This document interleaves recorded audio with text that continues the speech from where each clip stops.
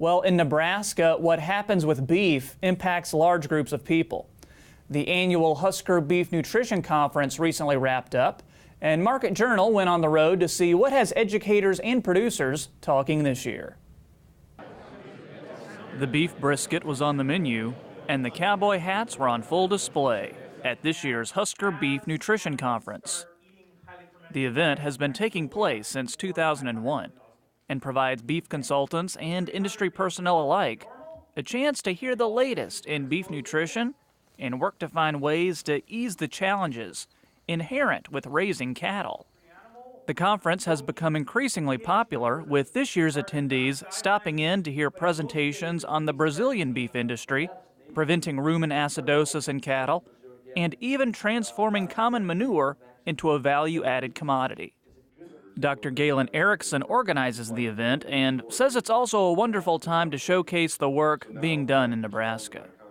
I think there's a lot of optimism for beef production in our state. We have so many resources and benefits, from water to feed to distillers' grains to packing plants to the people to the traditions. And we're spread out across the state, and so how we do things is differently in the eastern part of Nebraska versus the Panhandle, for example. So given all those attributes, I think we're positioned to be the best place to raise beef cattle. Each talk is designed to give the consultants the knowledge they need to take the information home and use it to benefit their clients. Erickson says producers have opportunities today that haven't been available in the past. For example, one is that we think that our integrated cropping and livestock producers have some real advantages. And so some of what I'll discuss this afternoon is, should producers that own their own cropland that also finish cattle raise more crops, more corn for silage, for example, and feed more than traditional.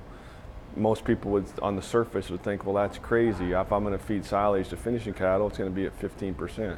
We have good information that shows that if you feed 2 or 3 times what's normal, you'll actually benefit as an operation and be more profitable overall. How rumen acidosis occurs in feedlot cattle. Dr. Greg Pinner made the trek from the University of Saskatchewan to showcase his findings for enhancing cattle productivity and health.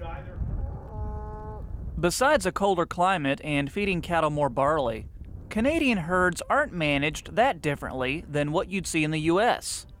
And according to Pinner, it's those similarities that make studying Nebraska's beef industry worthwhile.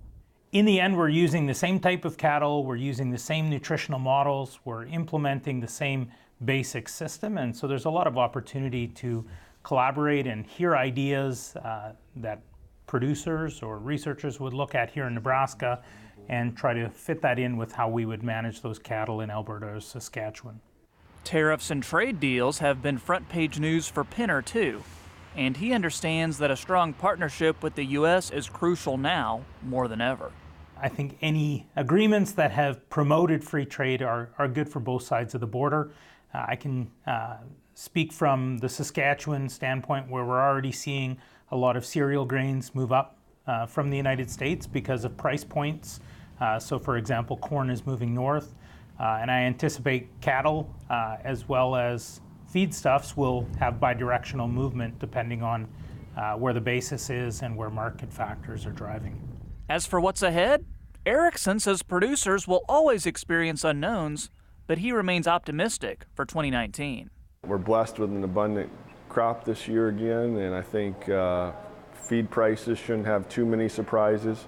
Although I would say that if you can use corn stalks and graze them, or corn stalk residues, hay prices are pretty high priced. So that's probably the only real surprise I see for 2019 is that feed prices should be competitive, other than watch your hays and maybe to be smarter to sell your hay and find an alternative, which there are some. Galen also wants to make sure you know about the annual Nebraska Beef Cattle Report that was just released. You can reach out to your local extension educator to get a copy of that, or you can search Beef Report on the Nebraska Extension website. And we've also included a link on the Market Journal Facebook page.